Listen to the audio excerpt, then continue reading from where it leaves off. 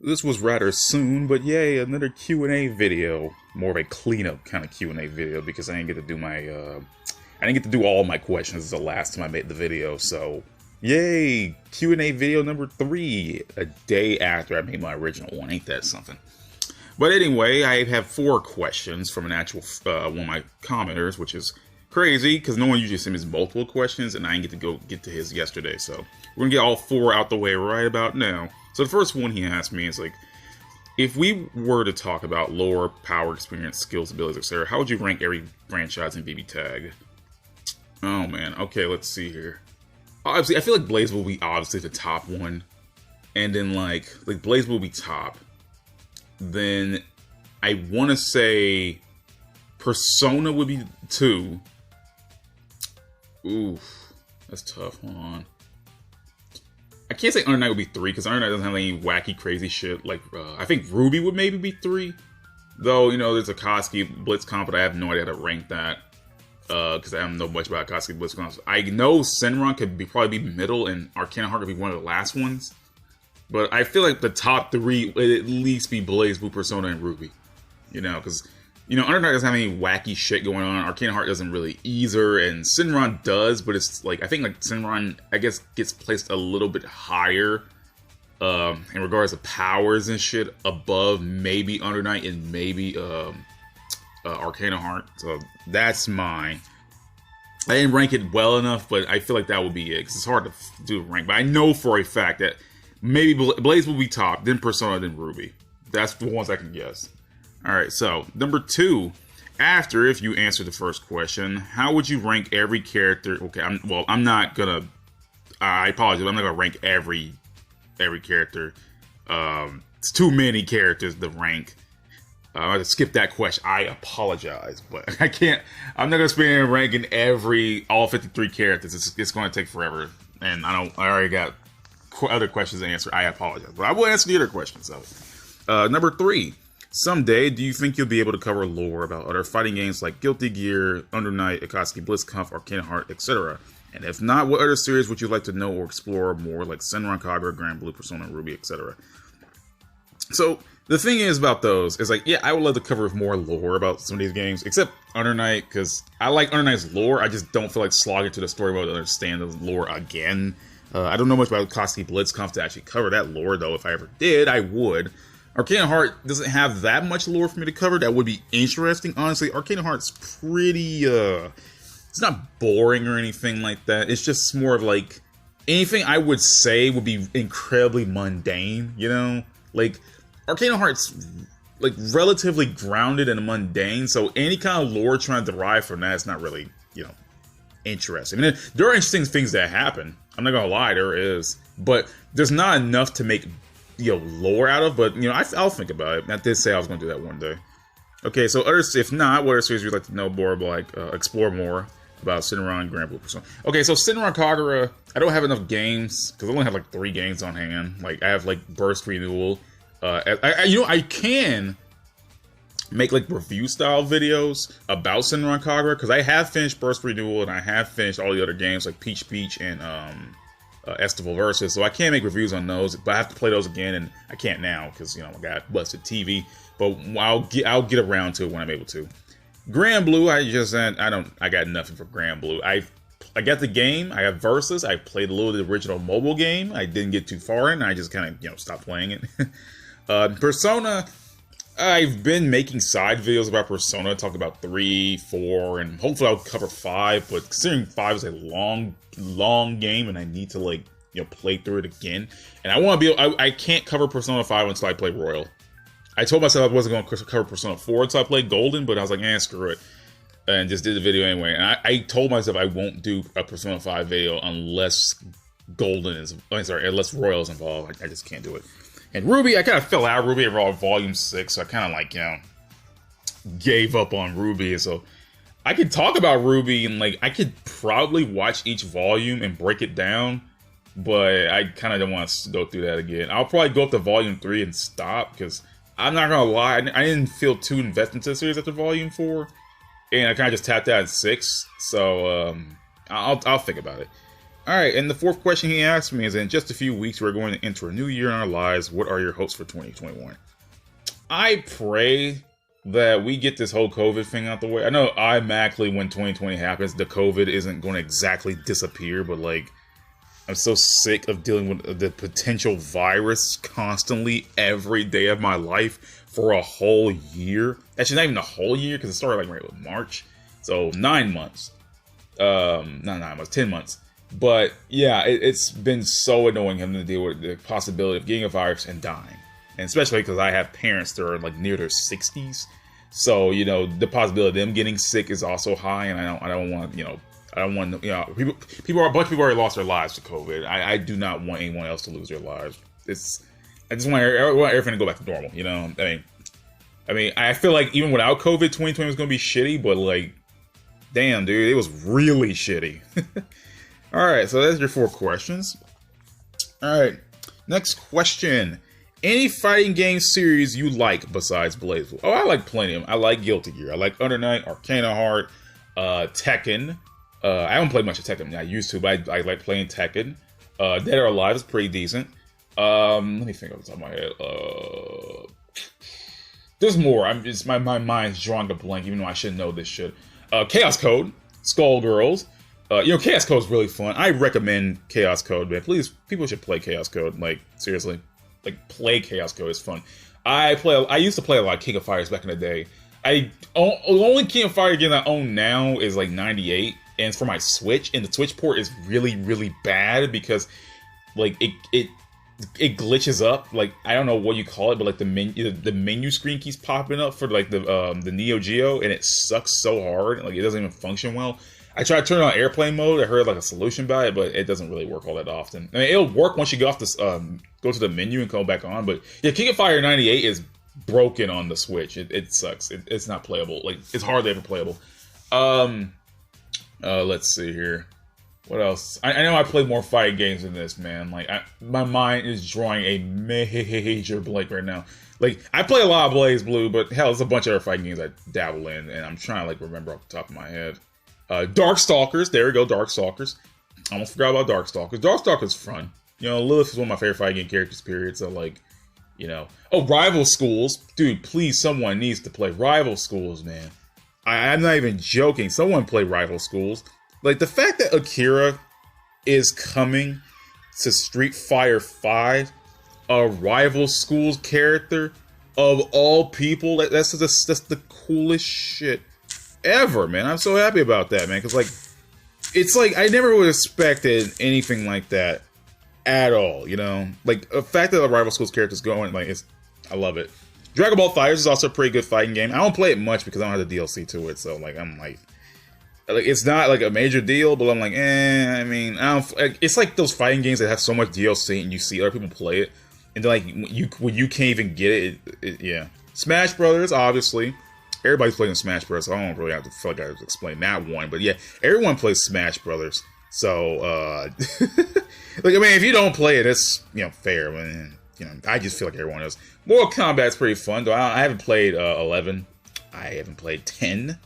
So I haven't played Mortal Kombat in a hot minute. Like, I think I play, like, you know, I feel like old-fashioned Mortal Kombat games. Because I don't have the money and the time to keep up with these fighting games. Like, but I do want to play more. Like, there are games like Aqua Plaza I want to try, like really, really niche old fighting, not really old fighting games, but really niche fighting games like Nitro Plus, like Nitro Plus Heroines, whatever it's called. I do want to try, God, what was the name of that damn game? There's Nitro Plus, Aqua Plaza. I want to at least try Koski Blitzkampf. Like, I've tried it, but I never actually got to get anything into it. Oh yeah, Capcom vs. SNK is a pretty good fighting game. Capcom vs. SNK 2. Everyone should play that game too. It's pretty damn fun. Hard as hell for me to play, but it's a fun game regardless. Oh yeah, Marvel vs. Capcom 2. I mean, yo, like, Marvel vs. Capcom 2 and 3 you should play. Ultimate Marvel vs. Capcom 3 is a pretty fun game. I just wish the single player content wasn't so garbage, and Galacticus is not fun to fight in this version. I don't know what they did from the original Fate of Two Worlds version, but they made Galacticus harder, and I don't even play the game much anymore because I don't feel like busting up the arcade mode. So, yeah, those are a good amount of fighting games I would recommend people play, and I play on the side, so there's that. So, next question. Now I can't understand this one, but I want, I guess, like what BlazBlue Ramblings I'm proud of. What BlazBlue I guess this is related, but I guess he refers to my videos. What BlazBlue Ramblings are you most proud of? Now, my BlazBlue video, like related videos, I'm most proud of is my Ultimate Memory videos. Honestly, I feel like they're the most consistently decent of one of my videos because, like, I'm not gonna lie, I'm not that big of a fan of my own content. Like I go back to my old videos, I'm like, oh my god, I could have fixed this here, or oh my god, I should have thought about this more, or oh my god, I said this wrong, or whatever. And like, at least in my Ultimate Memory videos, I pay attention really well to the show, and I actually, like, you know, I had to write down notes and stuff like that to make the video, and, you know, edit accordingly. Those are the set of videos I like, and those are the set of videos I wish to actually blow up in YouTube's algorithm. But you know, can't win everything. But those are my videos I'm most proud of. Like, I feel like they're my favorite content. There's also like those the dating edition videos I made, like about Izanami and Mai. I love those because they're actually the only videos I actually relatively found anything of me being funny in. Like, I actually really enjoy those videos because I feel like I'm actually funny for once. But yeah, those are my BlazBlue related videos that I'm most proud of. He also asked a side question. Would you rather have Hosma or Jin as a roommate? I feel like I would have Hosma as a roommate. Honestly, I feel like he'd be super chill compared to Jin. Jin's like a rigid asshole. And I feel like I would not want to be a roommate with Jin. At least with Hosma, he's a dick. But like, you know, he'd at least chill when it matters, you know? Like, he at least I feel like he'd be cool with, you know, not everything being so, you know, uppity. I feel like Jin's so uppity and up his own ass. Like, I just like, why would I want to roommate with Jin? That would suck so hard. All right, next question. Do you believe fighting games have potential for good stories? Most people seem to disagree. I do. I just feel like it's the presentation of fighting games. I forgot there was this video I saw about fighting games not having very good stories and why is that happen. I feel like fighting games can have good stories. It's just how they present them and, you know, how it functions. Like, now, honestly, I would agree that saying there's some fighting games that don't have decent stories. Like I would admit, like, BlazBlue is the only one that like tries to go above and beyond a typical fighting game story. And, you know, whatever people believe how the story is written or told to, that's their, you know, opinion. But I personally believe that yes, it can happen. It's just that fighting games need to find a different avenue to do so.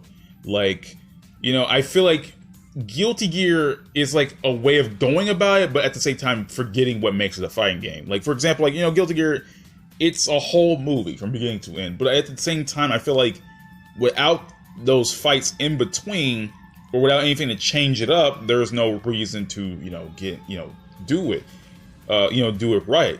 And I'm not knocking Guilty Gears off because, you know, the effort to make a 3-hour or so movie, you know, is admirable.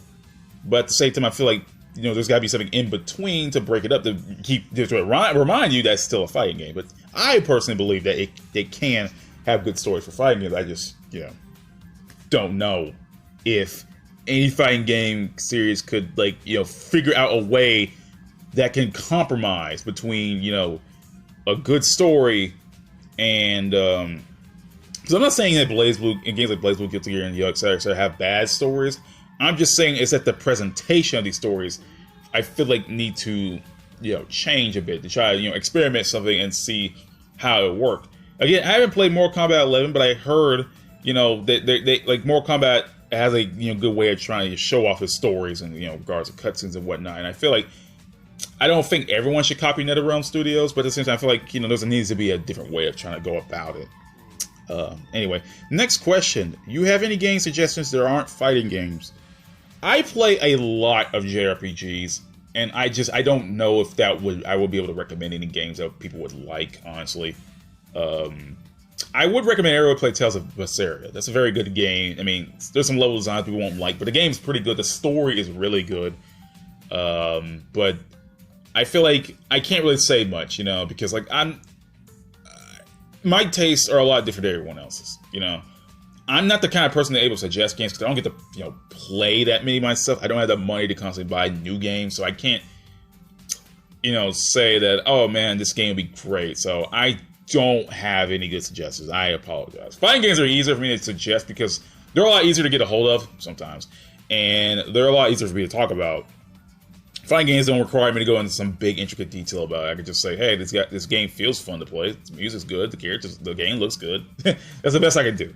But anyway, favorite Persona waifus to each Persona games from 3 to 5. Okay, from 3, oh my god, that's so hard because like it's a tie between Elizabeth and Aigis. Honestly, they're my 2 favorite characters in 3. Like not my 2 favorite characters, but 2 favorite female characters. Honestly, like I feel like everyone can, like a bunch of people can agree Elizabeth and Aigis are pretty cool characters. Like they're really fun characters, especially Elizabeth. She's just a life of a party, and Aigis is such a goober. Like I love those 2. It's a tie between them. Persona 4. Oh man, you know what? If we're talking about original Persona 4, Chie. But if we're talking about Golden, shit. I like a bunch of the female characters in Persona 4, but I cannot for the life of me think of a definitive character. Now, in original base Persona 4, Chie was my favorite. But when Golden got updated with her new voice, I immediately fell out of love with Chie. She got so annoying real fast. Not to knock Erin Fitzgerald, I love that woman, but goddamn, her Chie is like nails on a chalkboard to me. You know, everyone else loves her, but Tracy Rooney was like the better Chie. I cannot stand Chie post OG Persona 4.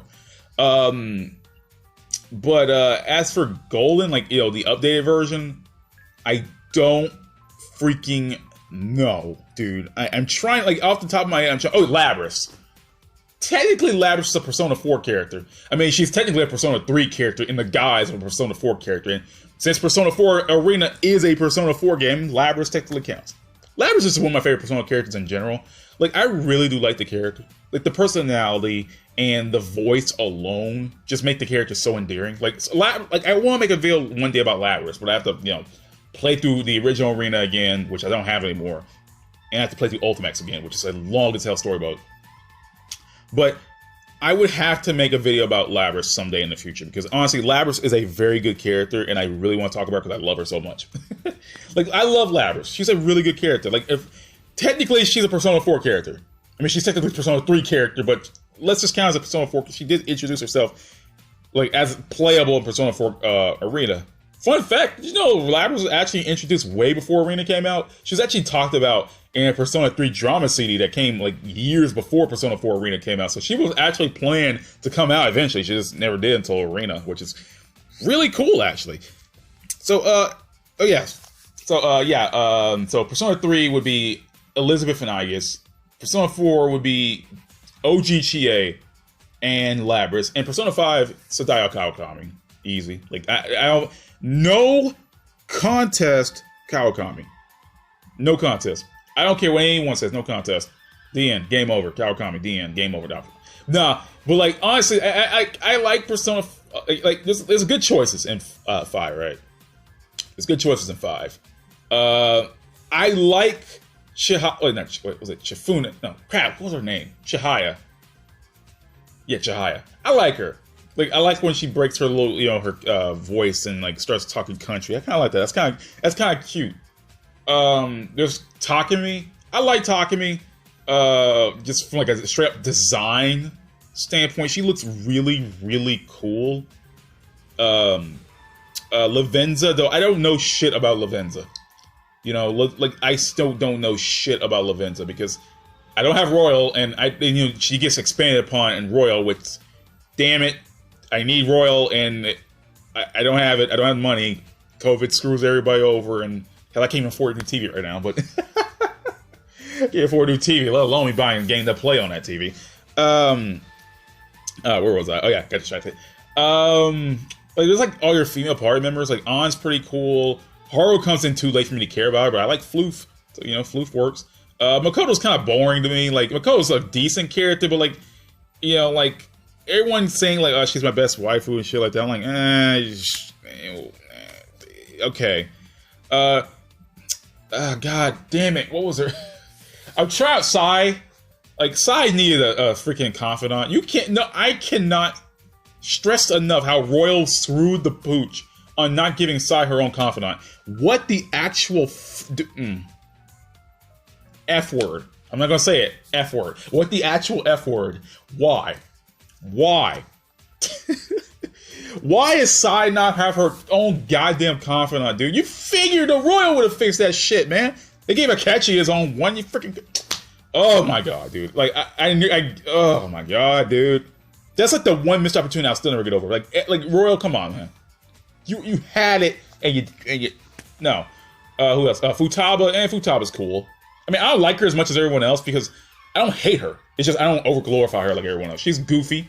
She looks like a Splatoon character, so boom, there you go.